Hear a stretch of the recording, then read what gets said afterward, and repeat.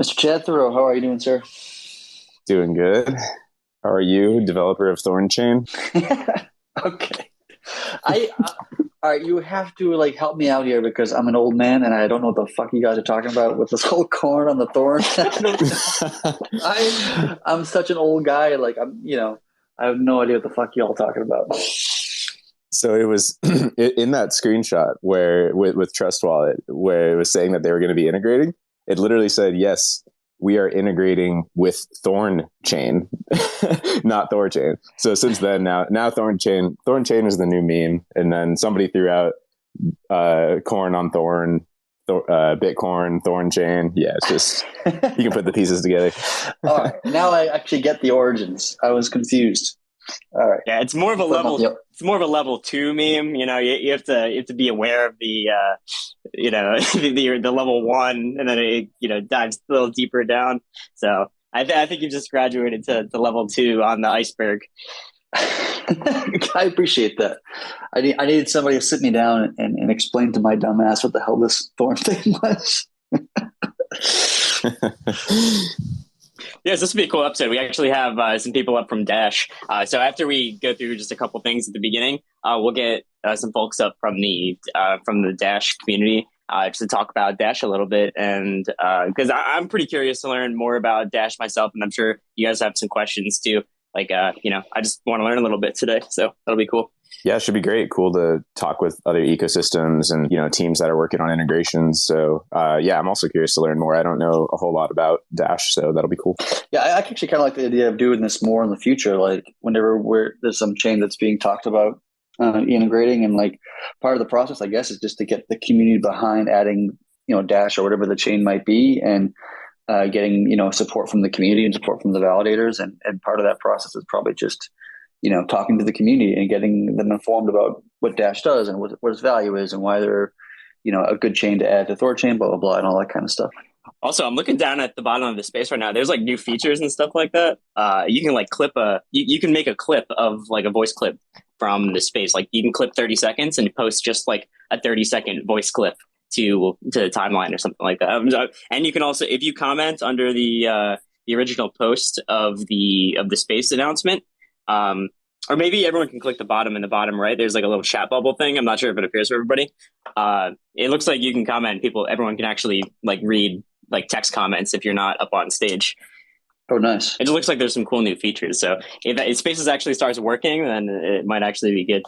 That clip feature is great. I remember we were trying to do that manually for a while, but it was a lot of work. So if people listening ever think like a particular chunk is super on fire, like note the time, and then we can get that clip shared out after. That's a great feature. Alpha drop tool. That's basically what it is. Purely for crypto spaces. No, not for the rest of the Twitter. No, of course not. What's the rest of Twitter use Spaces for? I don't think they actually do anything interesting with it. And not like the THORChain Weekly Update Spaces. There's no such thing as non-crypto Twitter. Everything is around crypto. I don't know. If you like click the Spaces tab and just like browse the random ones, I mean, there's some weird shit going on. Half the shit I'm like, oh, I better not go in there. My wife wouldn't like it.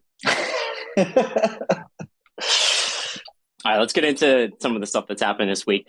So first, there's a practice pause on the network to test if the chain pause feature was functioning correctly. Chad, you want to talk a little bit about the chain pause that happened successfully? Yeah. So this is one of the features we added to the network after the kind of exploits we had in the early days of our beta, and part of it was just like the idea that while a mere admin had the ability to pause trading or halt a particular chain or whatever, the idea was that to allow the community as a whole to be able to do it, not just be reliant on some person individual. So there's a push towards decentralization, and we had to think about like how to implement this in a way that wouldn't be destructive, right? And there's really two elements to it. Is one is you have to make sure that when they do pause things, they pause everything, and so you can't get to a place where you will allow people to pause like, oh, this one wallet doesn't look good to me. I'm going to pause this one person's transaction or something like this, because that becomes censorship at that point, right? Because you're allowing individuals to like censor specific individuals. And so allowing people to just to pause everything, it's really been designed to be more of like a code red kind of button where something is really wrong, and we just want to make sure what's going on is good, and if not, we can kind of roll things back or fix it. So that was like the idea of it in the beginning. And so in order to make sure that it wouldn't become harmful to the project itself and not have like individual node operators become malicious, each node operator is only allowed to do it once per turn, so basically once per week, where you can either do a make pause or a make resume. And so if one person becomes malicious and says, I'm just going to be a dick and, pause everything for no good reason, then another node operator can come online and say, no, everything's fine, nothing to pause about, let's just go ahead and resume. And so then you can have this kind of like tug of war between different node operators, and so a consensus will be reached just through that process, which is kind of nice.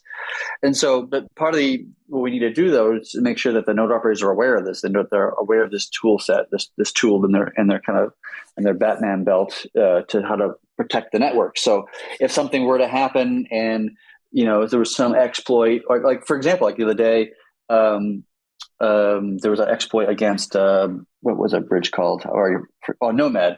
Nomad, yeah. Where like everybody was just like taking free money off the table in a sense, and so in that hypothetical, a single node operator could pause things and before money and funds are actually lost, and potentially even do it before any funds are lost in a literal sense, because outbound transactions are delayed in large quantities. And so if there's a mass exodus of funds or some sort of attack that's been going on, like those transactions would be slowed, giving node operators more opportunity to look and analyze and see if there's everything's legit or everything's not legit or whatever it might be, and act accordingly. And so we wanted to do like a practice. So probably just like once in a while, just to have random node operators just elect to pause, another one elect to resume, just as a kind of a practice to do every once in a while, just to keep it in the mindsets of the consciousness of those node operators. Like, this is a tool you have, it's your responsibility to practice it. It's your responsibility to use it accordingly, and that kind of stuff.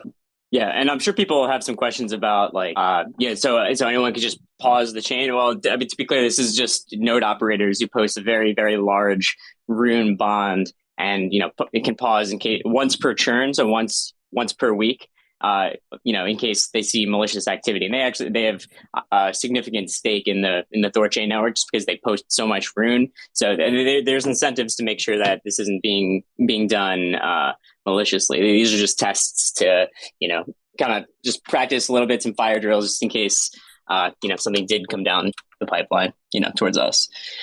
Yeah, and to this day, like we has yet to be used at all, and we do encourage like node operators in general to use it if there's something going on. Like if you see something awry, something doesn't look right, something's kind of wacky, but you're not quite sure. Like, it's okay to hit that pause button, get people online, like whoever that be, myself or some other people, start to kind of analyze and look at it and make sure if it's on the level or not. And then if everything's fine, then don't worry about it. We just go ahead and another node operator can just go hit the resume button, and we just carry on it, and not a big deal.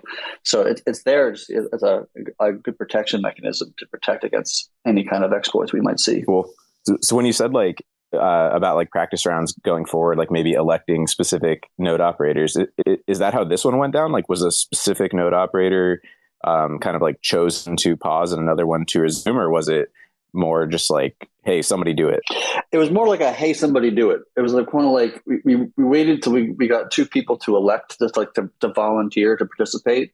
And then two node operators did that. And then one paused and the other one resumed. And the whole thing was just paused for maybe 5 seconds. It was very, very fast, but just to make sure the code works, make sure everything actually, does actually pause, like the feature actually is functional. You don't want to, need it and then have it be broken for obvious reasons. And so then make sure it can resume okay, like just kind of go with the full suite. But yeah, it was just random node operators who were online at that time that just kind of came together and said, let's just do a practice drill. Cool. And that was one of the features that was developed after the exploits last summer, because that would be something that could have protected against an excess of funds over some kind of period of time where someone notices something's going on but has no control to pause things leaving the network. So that's just one of those little security features of THORChain to keep funds safe, LP funds safe. Right, and it kind of needs that too, because because THORChain is connected to so many different chains, each of them have their own landscapes of like ecosystems and such. Like it's very the ground that it stands on is much more kind of fluid than like a DEX on Ethereum, right? Because it's very very stable for them, and so there's not a lot of like movement internally in a sense.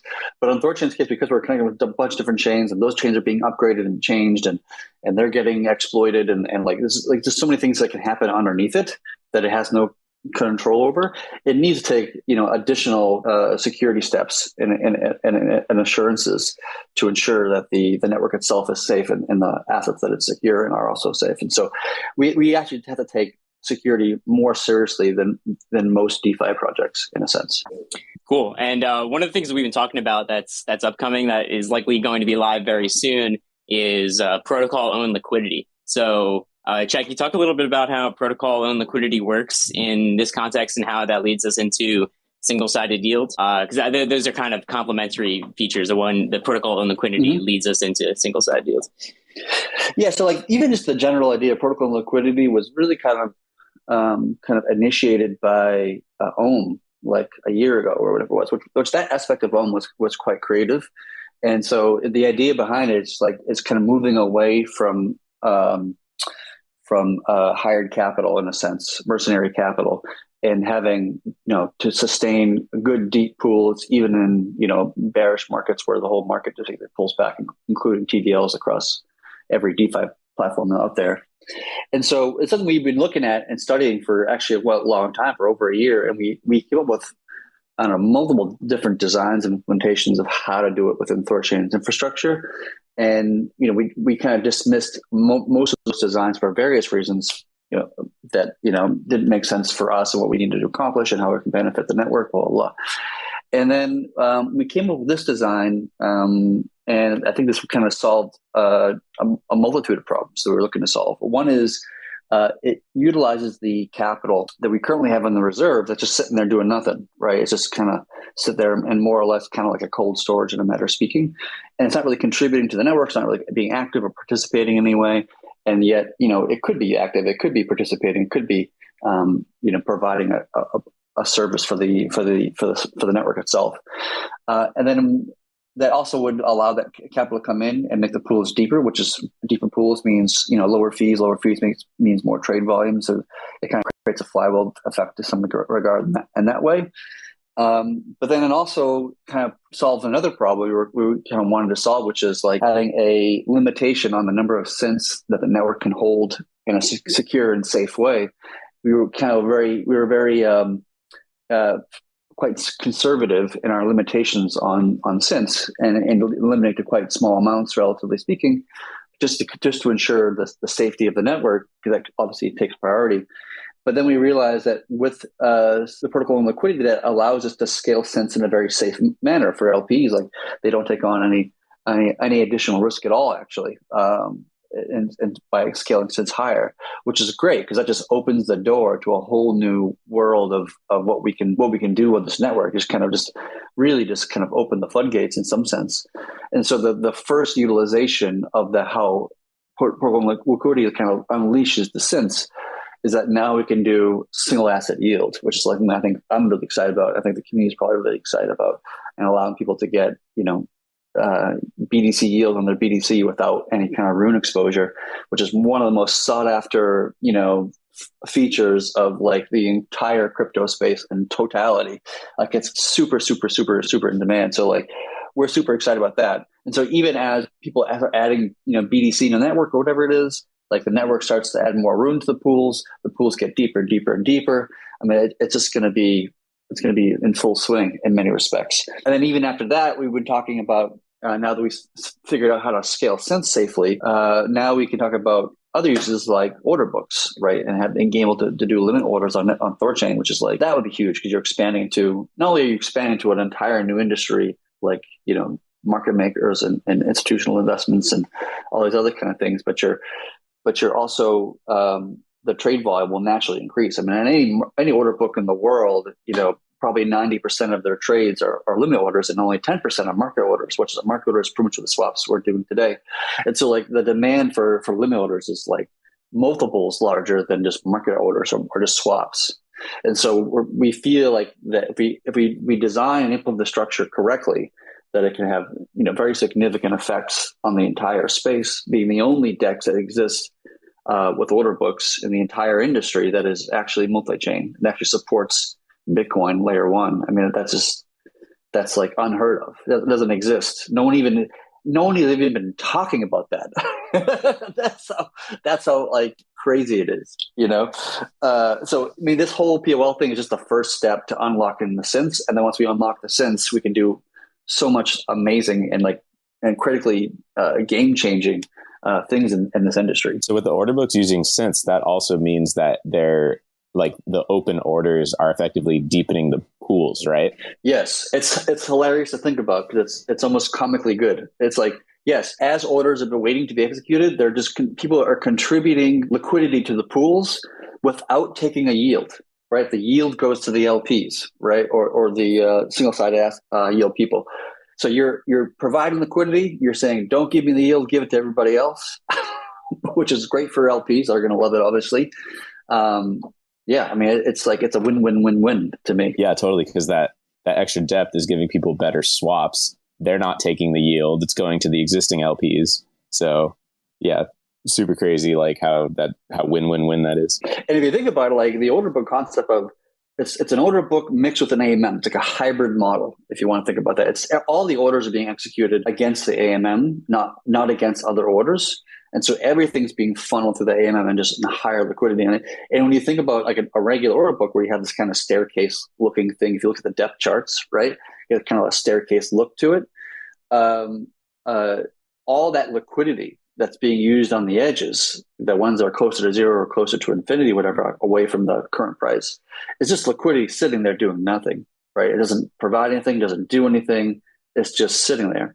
But in THORChain's design, because it's a AMM, order book kind of hybrid, all that liquidity is being active, right? It's participating, it's contributing value, it's contributing purpose, it's increasing the capital efficiency, right, of the network in a sense. And so it's like, actually, it's a much more efficient use of capital.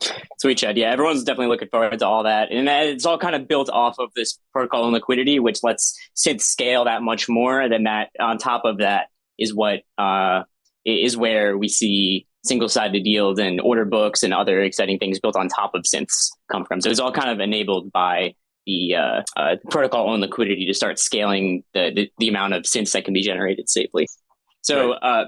So other than that, let's just briefly touch on integrations before we let the Dash people up, because I don't want to keep them waiting. Let's just talk really quickly about what's upcoming. Obviously, there's the Avalanche integration, which is happening pretty soon. Also going live with an aggregator, which we're super excited about, and some really awesome details of that is going to be announced pretty soon. But everyone here is obviously looking forward to the Avalanche integration, which it's currently in StageNet, so that's probably coming within the next couple of weeks, I would assume. And for Nine Realms, one of our biggest targets right now is doing a lot of integrations with wallets and swap APIs and things like that. That's a lot of what Nine Realms focuses on right now and really driving volume. So that's through chain integrations as well as in wallet swaps, because we think that's a really powerful use case for THORChain. People being able to swap native assets right in their wallet using THORChain's liquidity pools. So that's kind of what the focus is on internally from Nine Realms, at least with integrations. Yeah, and I saw Eridonis saying one cool thing about the Avalanche one, that USDT and USDC will be whitelisted. So sounds like we'll see pools for those AVAX versions of those on THORChain pools. So new cheap and fast stablecoins coming. Yep, yeah, gonna be great for volume. Yeah, and you can ARB, right? Like tether with tether at that point, right? Yeah, more volume. Yeah, that'll be good all around. Also on the integration front, we touched on this at the very beginning, but a lot more people are in here now. But so the trust integration, it was really cool seeing them kind of like being public about that for the first time in a long time. It was rumored since, who knows, like a year plus ago, but sounds like that's very likely moving forward and something they're like really serious about. So potentially seeing THORChain powered native swaps within Trust Wallet would be mega. So I'm sure you guys are working hard to make that happen. Oh yeah, it would be huge. I mean, Trust Wallet's obviously one of the biggest wallets out there. So integrating with them, just like native support within them, would be naturally just. I don't know if they're intending to do just the swaps or they're going to implement like liquidity, like adding liquidity and that kind of stuff as well.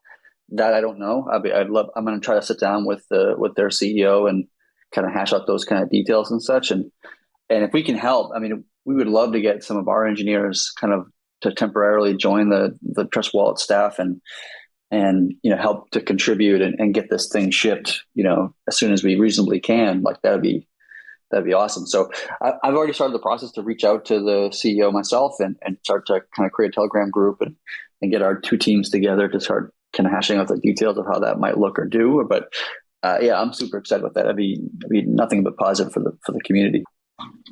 And I'll just throw out there, if there's anyone that's a developer for a wallet or, is in touch with those types of teams, definitely get in touch with THORChain. You can just send the THORChain account a DM, send 9Realms a DM, because we're just working hard on doing all these integrations, talking with teams, helping them learn what THORChain is and how it can, drive revenue towards wallets through affiliate fees. Every time someone makes a swap on a wallet, a native asset swap using THORChain, there's no risk to the user itself, but it also drives revenue through just every swap. They get a little bit of an affiliate fee, and it's a really good partnership. But I think a lot of wallets don't understand native swaps yet, because they're just that's not their wheelhouse. They're in the wallet wheelhouse. They'll deal with centralized institutions like Changelly or Change Now or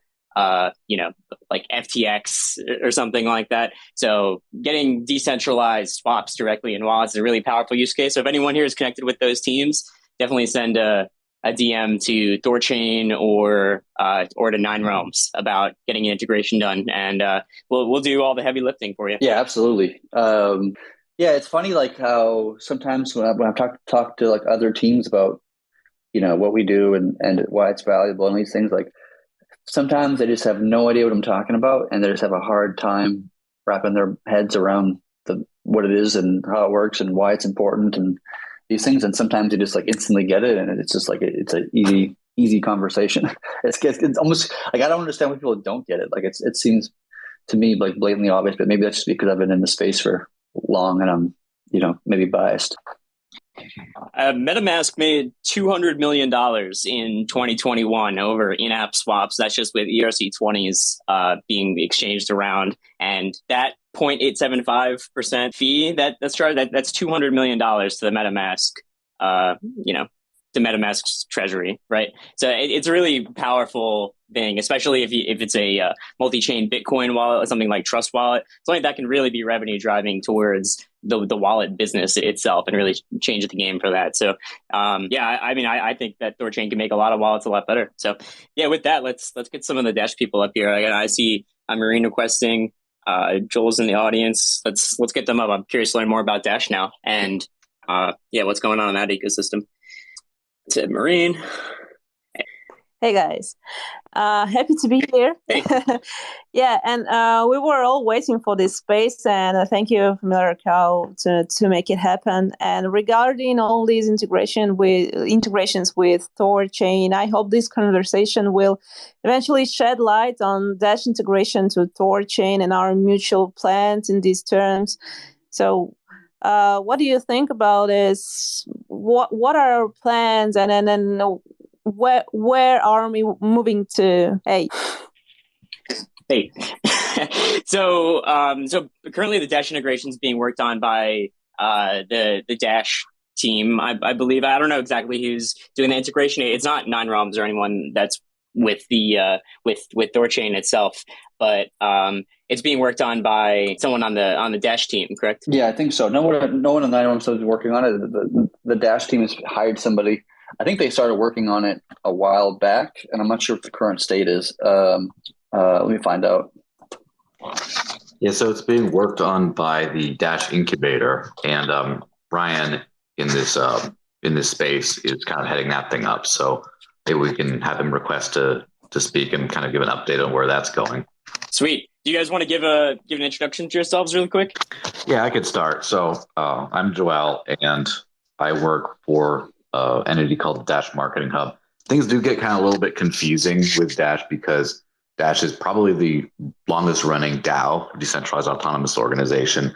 And so it's when you say like the Dash team, there's quite a few different Dash teams that are all completely independent and independently funded and, work together, but not kind of as a single organization. And so sometimes it's like, hey, there's this guy from that Dash thing, there's that guy from this Dash thing, et cetera, et cetera. So yeah, that's kind of what I do. I've been living on crypto since 2015 or so, and heavily involved with the Dash community ever since. And yeah. It reminds me a lot of the THORChain team. I'm not familiar with how the Dash team is structured. So when I think of it just the Dash team. But other people from outside the THORChain team wouldn't see the distinction between like Nine Realms and the THORChain core team and the other teams that are working on THORChains. That's really interesting, actually. I do want to learn more about like how the DAO is kind of structured and what teams exist, just to learn more about how everything is organized. So hi, Ryan. Yeah, I hope my sound's okay. I am what's called the proposal owner for the Dash incubator, which means, as Joel said, in Dash, we carve away approximately 10% of our newly issued Dash to what's called a super block. So most cryptocurrencies will issue new coins in blocks of transactions as a subsidy, and Dash is a fork of Bitcoin, so it followed that same path. But a few years or maybe even just 2 or 1 year into the project, we saw the need for us to self-fund our project. So instead of taking VC money or things like that, we just decided, instead of funding our core development teams from outside third parties, we're just going to fund those development teams from our own issuance. And so we call that the super block. It happens once a month, and anybody is able to submit proposals to get funding from that super block. So it's approximately 5,000 Dash every month that gets sent to anybody that has a compelling proposal. So I imagine in the THORChain world, if THORChain had something like that, Nine Realms would be proposal submitters and just be funded through issuance of Rune. I know that's not how it works there, but that's just to give you an analogy. That's kind of how it works with Dash. Is anybody who wants to work for Dash submits a proposal to the entire network, and our node operators, we call them master node operators. You would probably just call them node operators. They're the ones with stake in the system. So each Dash master node owner is in possession of and proves that they're in possession of 1,000 Dash, and that gives them 1 vote in this super block voting mechanism. And if proposals get a net 10% yes votes, which means yes votes minus no votes is 10% of our total node operators or more, then they get funding. So it's kind of a unique way that Dash is kind of self-funded. And that's how we fund our core development team called Dash Core Group. And that's how I'm also funded with the organization that I propose, that I submit proposals for, which is called the Dash Incubator. And that's how this THORChain integration is being funded, is directly through newly issued Dash from our super block. So that's just kind of the context of how it works with Dash. And before it was a thing, we were doing the DAO thing before it was called DAOs.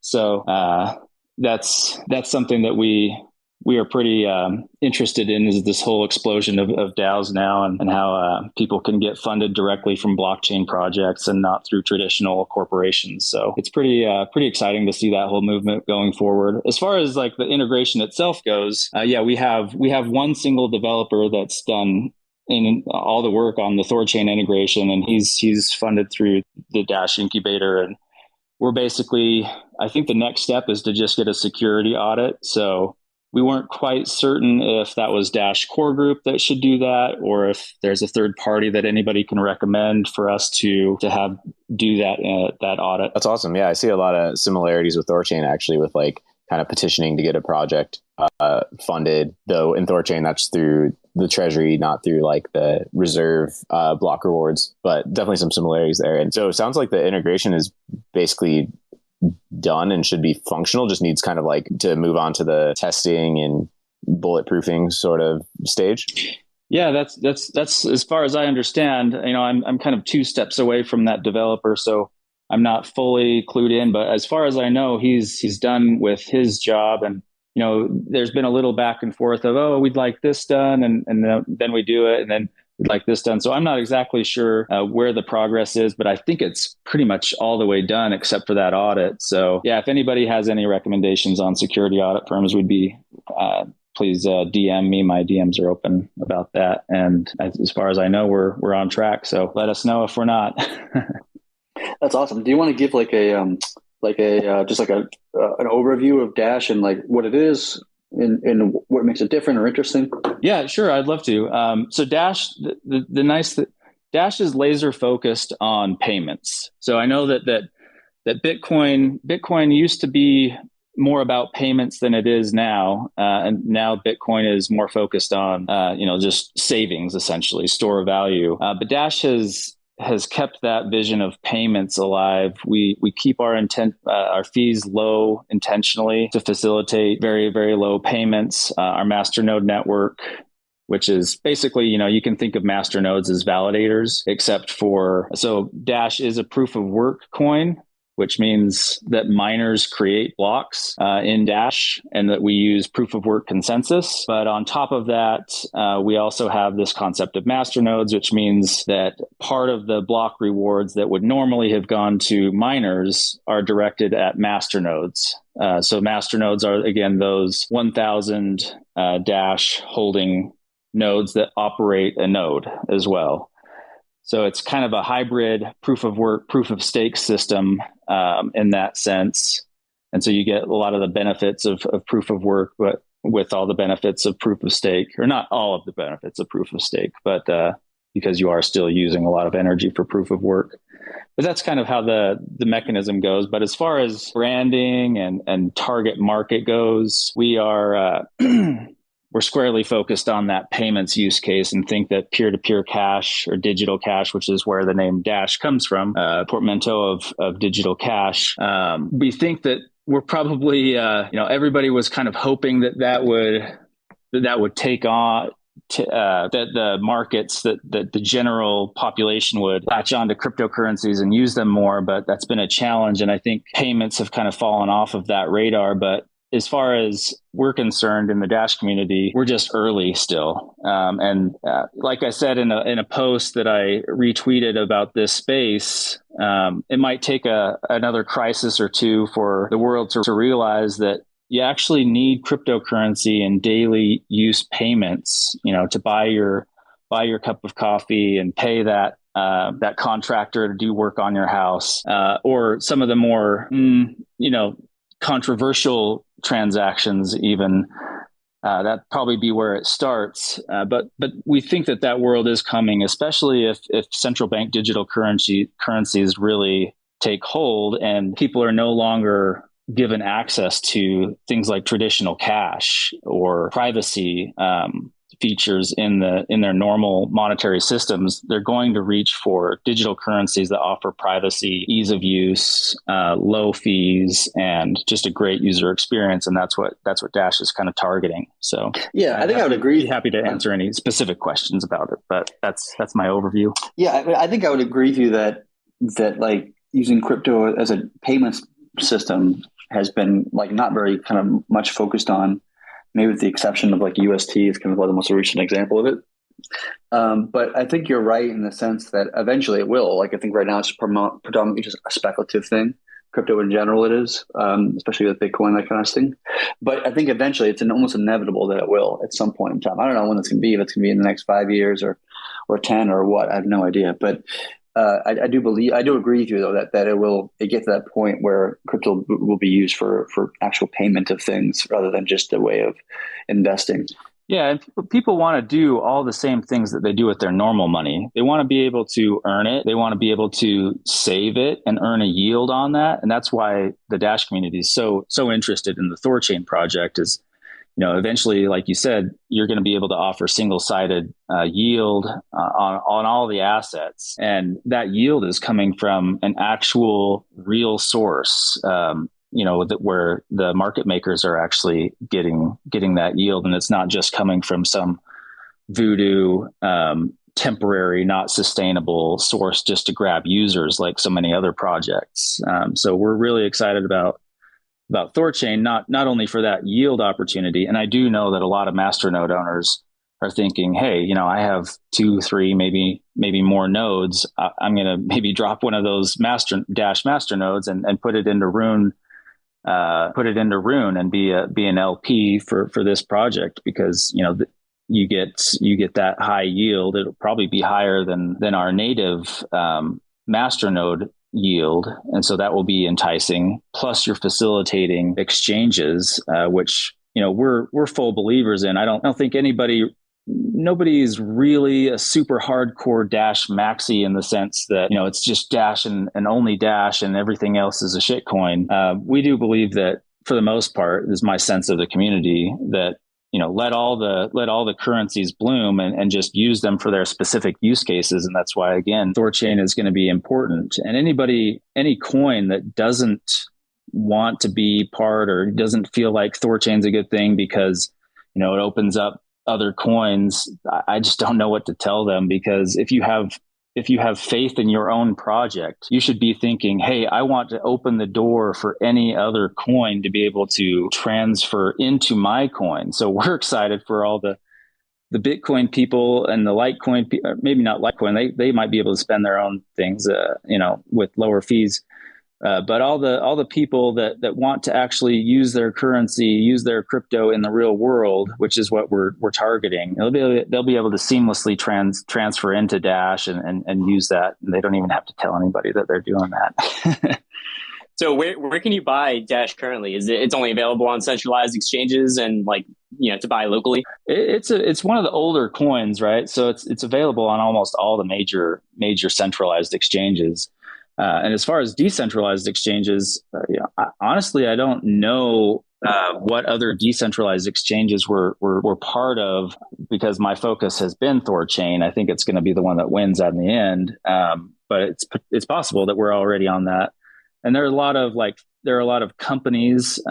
Maybe somebody else could help me out with some of these specific ones. Like not THORSwap, but Simple Swap, things like that we've been able to use because Dash is integrated into those. But they're not, fully decentralized. They're just Shapeshift was one of the early exchanges, and that's basically, Shapeshift, as far as I understand, is going to be using THORChain as the back end. But Shapeshift was on Dash. Dash was on Shapeshift a long time ago, and that was the main way to easily get into Dash or out of Dash before THORChain hopefully integrates Dash. And that's what I used to get into Dash personally. Is I used Shapeshift to get into Dash, and that's been many years ago, but all of those solutions still exist as far as I know. But yeah, we are on all the major centralized exchanges still. Not all of them, because some of them have been delisting privacy coins, which is a shame, but it is what it is. Yeah, I'm curious to ask you more about that privacy coin aspect. Do you have a good understanding of how the privacy aspect works? Like how does it actually accomplish a privacy transaction? Yeah, so Dash was, as far as I know, the first coin to actually focus on privacy. So the short history of Dash is that it started being called X coin for just a few weeks or months or something like that, but then it became dark coin. So the initial use case of Dash was this dark feature where because we had masternodes, we were able to make an in-protocol CoinJoin implementation that added several features to CoinJoin to make it really easy and really cost-effective and non-custodial. and have that coin join feature that a lot of people are still using in other projects, but other projects usually have to, use a third party mixer where you're sending your coins to them, and then you hopefully you get them back. And I don't know, I'm not an expert on all the other projects and what progress they've made, but at the time, Dash was the first project to be able to do in protocol coin join transactions using the masternode network as the mixing service. And so we still have that feature. It's showing its age a little bit, and several people in the community have tried to make, and we have actually made several improvements to the traditional coin join.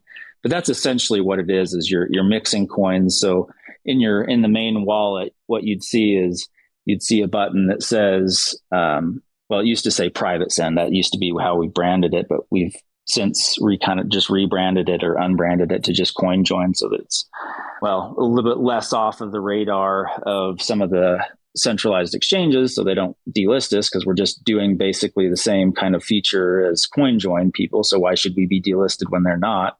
But there is that benefit to the Dash users that it's very easy and you don't have any risk in doing your coin joins, and it's very cheap.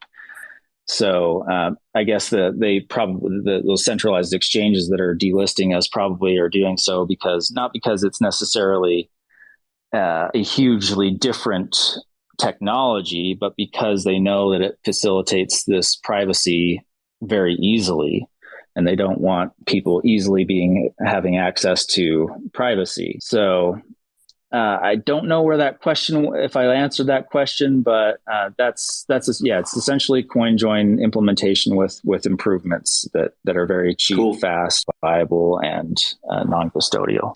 And by the way, the THORChain community has to think about that aspect too, because once this network adds, a privacy token, especially ones that are more widely used, like Monero or whatever, but once you add a privacy token, that just puts this network into a different book within the regulators' perspectives, right? So we have to be ready.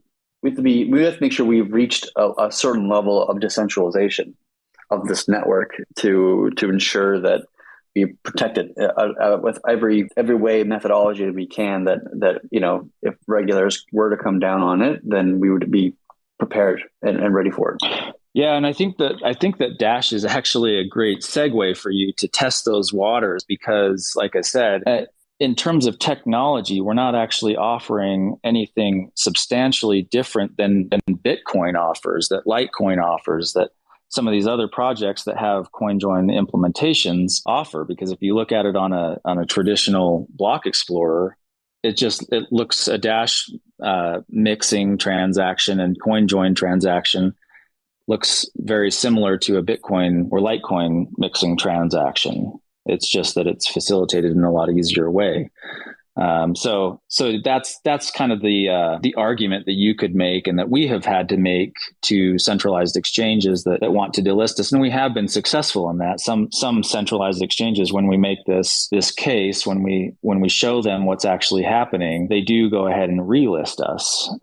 So it is a pretty good middle ground for THORChain to test the waters with as far as privacy features go. But I would also hope that THORChain is or at least will become decentralized enough for you to just not have to worry about regulators and what they want, and rather worry about what your users want instead. And so I've been actually really, really happy to see you guys kind of fearlessly moving into that privacy space, where you're looking at Monero and you're looking at Haven and these other projects that offer privacy, and just kind of moving forward with that. So thank you for that. I don't think there's any other decentralized exchanges looking into that at all. And there's really no one that's leading the charge in decentralized trading for not only privacy tokens, but for everything, including Bitcoin. And that's really the focus at THORChain, is integrating just high quality tokens. We can integrate any chain, any token, Yep. Yeah.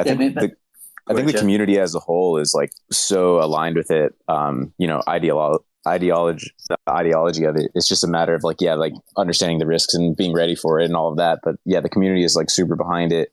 And ultimately also comes down to the node operators, right? Like who will have millions of dollars at stake basically, and they'll have to ultimately like vote to push anything through that could, whether they see it as a threat or whether they see it as a huge positive, like ultimately it'll come down to them. Yeah.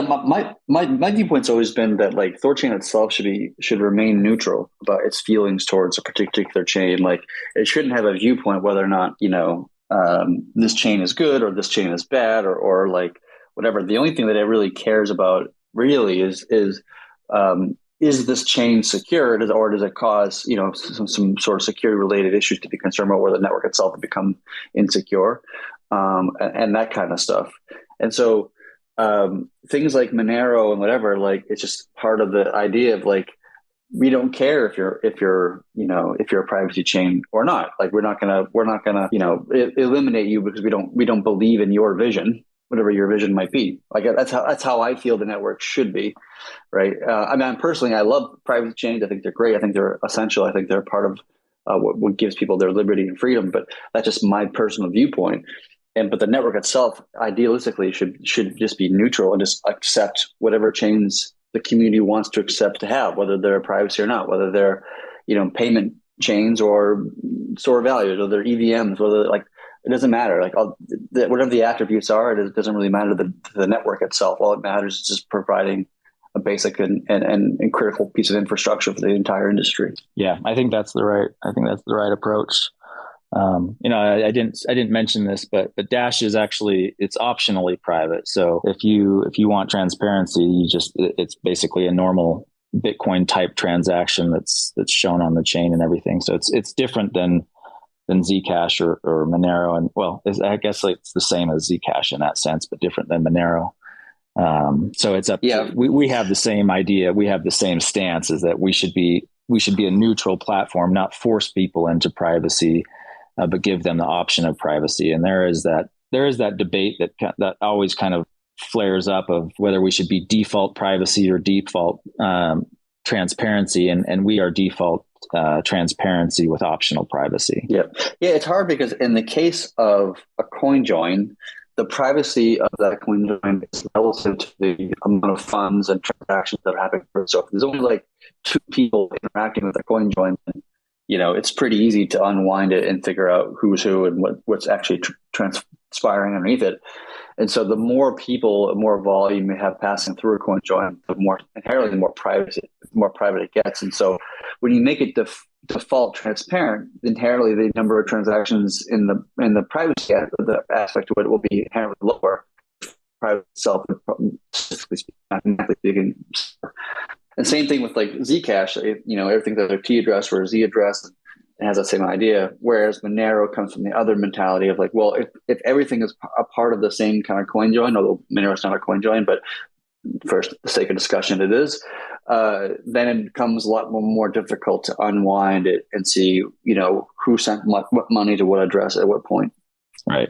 Yeah. The practice would be on the Dash side. If you want to swap Dash into something else on THORChain, you would just mix your coins with several, 10, maybe even 10 plus round of mixing, and then it's basically impossible at that point to trace the source of those funds. But when you go through THORChain, I'm not sure. I haven't really thought through how that's going to work as far as people going from Bitcoin into Dash. You obviously don't have the privacy on the Bitcoin side. You then THORChain swap into Dash, and then you just want to, like, the first thing that you'd want to do is just start mixing your coins on the Dash on your Dash desktop wallet before you did any transactions. You'd have privacy that way. So coming in, like the actual swap itself on THORChain, you're going to see exactly what's going on. But that's correct. And after, we discussed for a while about the idea of privacy on THORChain, and the more we thought about it, the more it just didn't make sense for what this project needs to accomplish. It just became like, privacy is very difficult to accomplish. Like it's oftentimes it's easier on paper than it is in implementation. And once you implement it, like, I am quite confident that a lot of, a 3-letter government agencies could probably break through most forms of private transactions in the crypto space. I would say that's probably true. And so like it's really hard to accomplish. And we just kind of said to ourselves that like we're not privacy experts. We're not, in that sense. And so let's rely on the people that are privacy experts, whether that be Monero or Dash or Zcash or whatever it might be, Secret Network, whatever. They're the privacy experts. Let them do what they do well. We'll do what we do well, and then we'll use composability to get the best of both worlds. Yeah, I think that was the right choice because it costs a lot to give privacy as well, right? It's even if whether that's dev resources or actual transaction costs, there's a high cost. So I don't think that THORChain needs to do that. And if you're transacting from a coin or to a coin, you get your privacy that way. The swap doesn't have to be private, I don't think. So good choice on that. Yeah. And again, we're more focused on mainstream adoption than privacy. Privacy is a part of mainstream adoption because everybody wants some degree of privacy, and CoinJoin can offer you that variability. It's not binary. It's just if you just care about having not having your barista see that you just made a transaction that came from $1 million input, you could just do a few rounds of mixing, or I don't see any reason why you wouldn't do more rounds than that. But you have that variability, and we don't need that 100%. I don't think anybody needs that 100% privacy because you're just going to have enormous costs to achieve that. But you do want that pretty good privacy. You want that really good privacy, and we offer that, and other coins offer that as well. But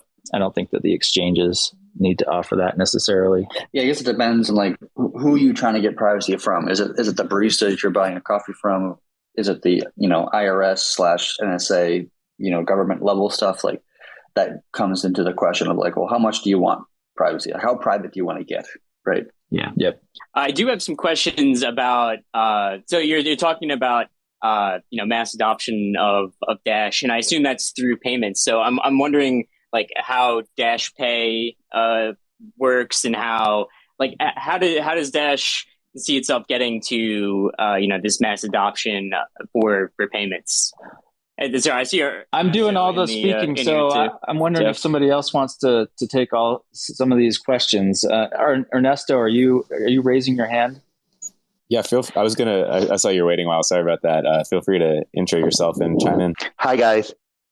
This is Ernesto. I work for Dash Core Group. I'm the head of business development and have been doing marketing recently. First of all, thank you for putting this together and having us here. I just wanted to start by saying that besides everything that my Dash partners have said today, I would like to say that, we're in Dash, we're just in love with freedom, with freedom to use our money. We're freedom believers, and part of it is being able to use our money in the way we want, in any way we want, and privacy or keeping no CIs out of your transactions is one component of it, and being able to use it as much as possible is how we've been what we've been focusing on for the past years. In terms of what we've done, I'd say that number one, as you can see, there's several teams working in the Dash ecosystem. And today you've heard from Joel from the Marketing Hub, Rion from the incubator, Marina and myself from the core team. And there's many others that I see in the chat room, and that's part of the freedom that we're working on. And what this enables is that we all see different opportunities and have the ability to go after them. We've done a lot of work in places where financial freedom is obviously not working, like emerging markets and broken economies. And, that has taught us a lot of lessons that we're also now putting in application into places where, it's not that obvious. I don't want to open arguments, but it's not that obvious that you need the freedom to pay right now. So, for example, in the US, there's a team that developed an app called Dash Direct that allows you to, on the spot, use Dash to pay anywhere or in most places that the gift card rails are built. So this allows that today you can go to up to 160,000 locations in the US and use Dash to acquire anything from, books to some grocery places to your lunch and so on without the need for KYC. So, those people that want to stay safe on their using of funds can use this type of solution. And, as well, we've got teams working and activities done in Europe. We just launched exchange in Poland that has a card, so you can also go that route. We've also done a lot of integrations where you can go directly into stores and pay with Dash. So we're tackling as many use cases to allow people the freedom of using their money, and that's one of the reasons we love THORChain so much. And I think I said it to Chad when I met you at Consensus. We're aligned in that sense that the freedom of being able to choose where and how you want to use your money is something that we both value. And as you can see, that's one of the main reasons why we're also bullish and happy to be talking to THORChain and hopefully being able to use THORChain to enable a lot of the use cases we've been working on for years in Dash. Let me ask you a question just out of curiosity. This is for any of the Dash people. Have you guys thought about stablecoins in the context of Dash? If the idea is to have a payments rail and be able to pay for everyday things, and it might make sense more for your project than your average project to do some kind of stable. Have you guys thought about that internally, or talked about it, or discussed? Yeah, I'll give one of the answers, and I'll start by saying that just like the privacy discussion that was being done, there you will find different voices and different opinions inside of the Dash ecosystem. From what I've personally seen and heard, especially by leading work in broken economies, stable coins are highly valued because, if you're in Argentina where inflation is going close to 100% per year, well, people don't want to go into another coin, even though it's more free than the Argentinian peso, because they fear losing value. So that's what they're running away. So on those cases, it is, more of a pressing necessity. And then there's other places where there's a little bit more of disposable income and people could be a little bit more okay with the fluctuations of cryptocurrency. So the short answer is we've spoken about this in several forums, and it is something that would be potentially good in many use cases, but there's not a solid answer right now onto how to approach it. We're at the moment heavily focused on releasing a new version of Dash that's called Dash Platform, or previously known as Dash Evolution, that's going to lay the groundwork for many of other innovations eventually. That eventually could be a way of finding out a solution of stability. But short answer is we've talked about it. There's no consensus on how we could do it now. And we want to make sure that we get the foundations for building that or other solutions in the future. I don't know if Rion or Joel want to add something there. I'll add to that a little bit. I always consider stable coins. I just dropped the B out of that, and I consider them stale coins. So instead of stable coins, it's a stale coin.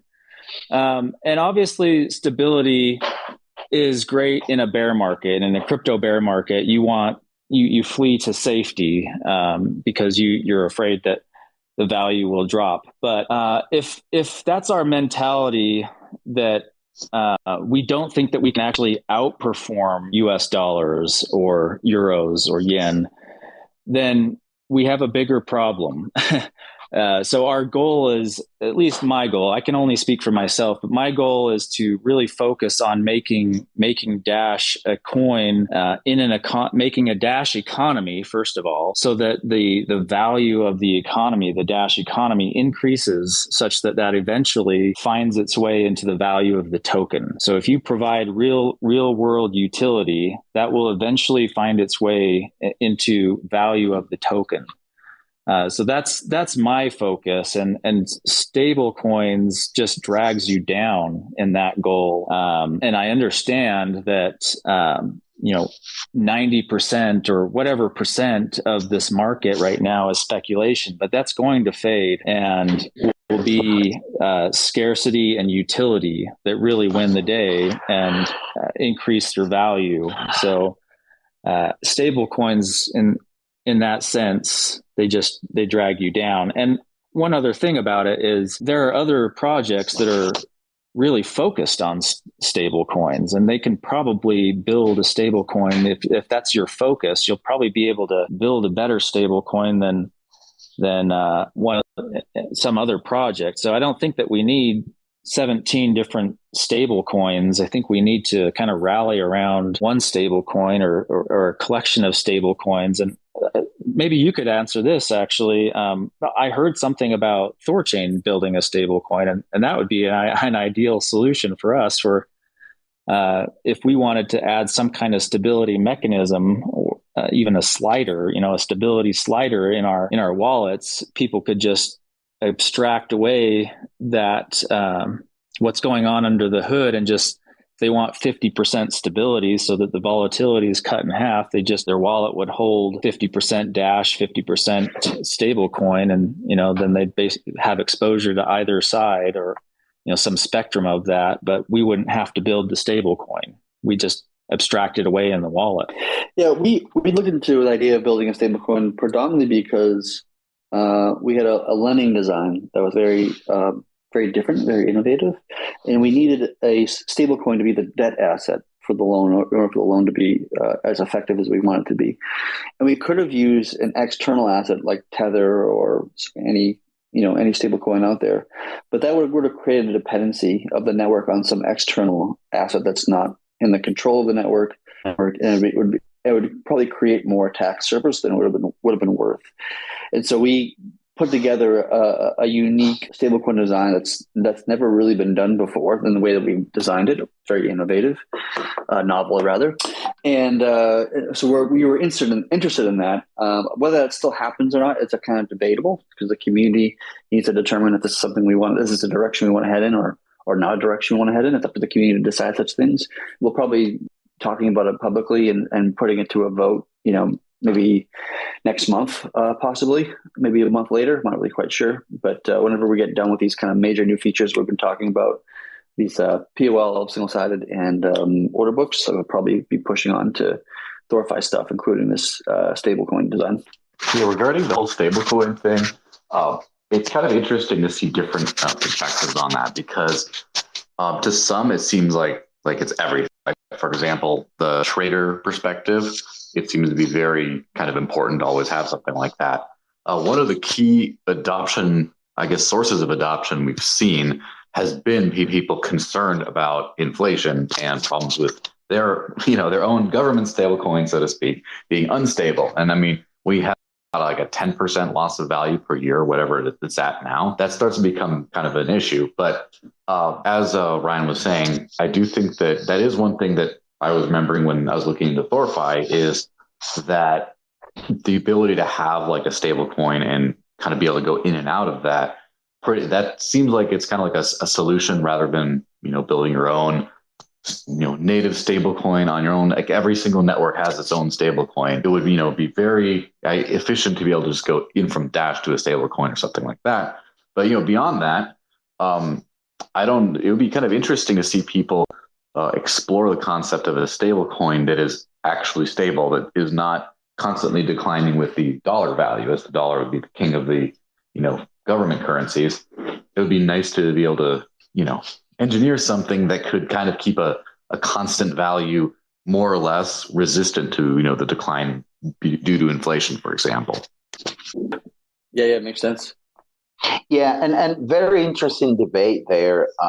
It's like I said before, everything depends on who you ask and where they are, because for those people that live in dollar denominated countries, the stability is, put into test with that, 7 or 8% inflation that's going to happen this year, for example.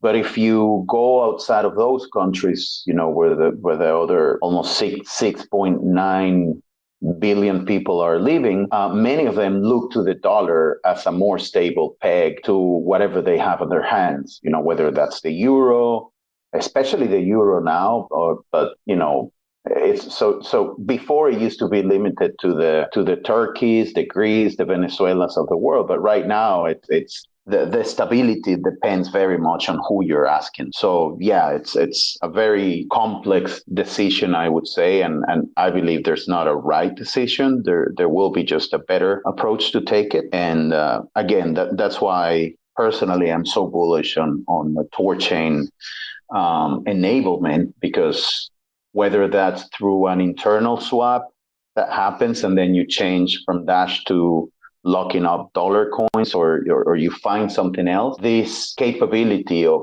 changing without a central point of failure and without having to ask permission for a government to open up a exchange account is given more freedom, despite of a person being in the US or in Argentina or Venezuela, for example. A question for you guys: what wallets do Dash users use currently? Because if Dash does eventually get integrated into THORChain and the integration is successful, people would really like to just swap directly with their own wallet. Say, is there any multi-chain Dash wallets out there? Are there just Dash wallets? How's that work? Yeah, I'll just quickly say this, and on Rion's comment previously, we're integrated right now into about 200 exchanges globally, and most of the large or the most well-known wallets also carry Dash. Whether that's Trust Wallet, Exodus, and of course our own Dash Core wallet and the mobile Dash wallet. Awesome. So that's prime for like the Trust Wallet THORChain integration. Then our rails are already up. Yep. Yeah. Also the Edge wallet, which is one of the OGs in the space. They've had Dash for quite a while. So yeah, most of the multi-coin, if it supports multiple coins, it probably supports Dash. Dash has been around since 2014 or 15. So one of the longer standing projects. OG blockchain network, I guess, right? Yep. Yeah, and actually just wanted to take one opportunity to address what might be kind of an elephant in the room. Dash used to be, if you believe it, if you were around then, Dash used to be the number 3 coin. Bitcoin, Ethereum, Dash. So what's going on? Why is Dash is now about 75th place? So I can imagine that some people might think, is Dash relevant today still? And I would echo kind of one of my earlier comments about that, which is we probably are still too early. But a year, 2 years, 3, 5, 10 down the road, people are going to want a coin that they can actually transact in and buy real world goods and services with. So that's kind of why I think we might have slipped quite a ways down by now. But definitely we're going to be a relevant player in the next, we have a very long-term vision. And how many coins are there that have stood the test of time and been in the top 100 for 8 years now? They're probably not many. You could probably count that on your hands. So I think Dash is going to remain relevant for a long time, and we're probably going to become even more relevant when this global macro economy is not looking good. Everyone, right? Chances are governments are going to have to just print their way out of this, and they're going to crack down on other coins. They're going to crack down on, or they're going to crack down. Yeah, they're probably going to crack down on their own currencies, US dollar cash, euro cash.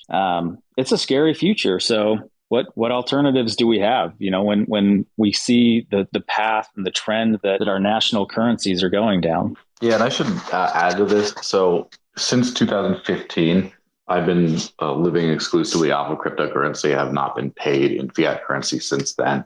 And of course, back in the day, what do you use? You use Bitcoin. And it was during the block size wars, like a little bit before that really started to heat up, when the chain started to get slow and everything. And I couldn't continue to use Bitcoin to live my everyday life. And that's the entire reason I got into Dash, is because I was literally just looking for some way to not have to come crawling back to the bank asking for my bank account back again. And so Dash was the only thing that worked for me at the time. And every year since then, I've always reevaluated the choice of like, what do I want to do? What tools work best for trying to live this like fiat-free lifestyle? And over the years, I mean, that's one of the reasons I'm still around, is because I keep on evaluating things, and there's nothing that's easier to like live on as an everyday money today, both in terms of like the core technology and in terms of like the services and the ease of use and everything available to me. And so it's something that is kind of like there's been just a few hardcores trying to do this over the years, but I'm starting to see a lot more people kind of jump into this experience in the last couple of years, especially. It's really put, for lack of a better term, the fear of God in some people when they start seeing what's going on in the world in terms of, the global economy, censorship, inflation, things like that.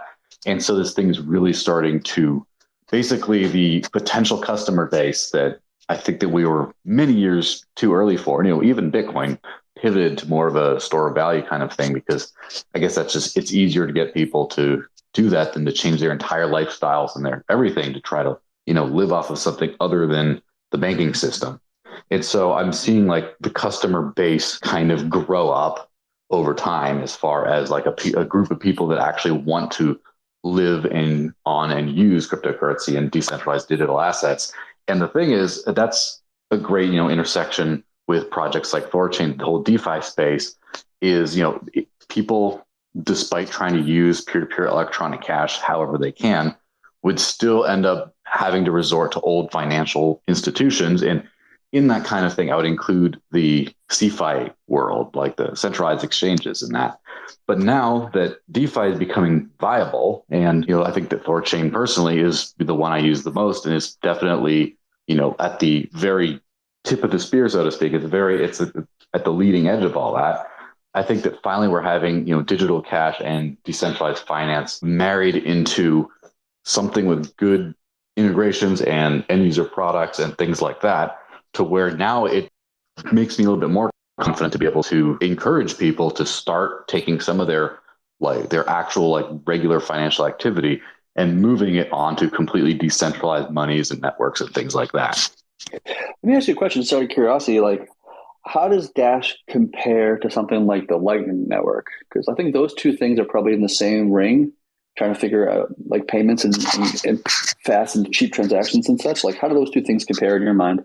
Yeah. So as someone, I do use Lightning now and again. I used to run my own node and stuff. The big difference is Dash transactions Dash obviously scales on chain.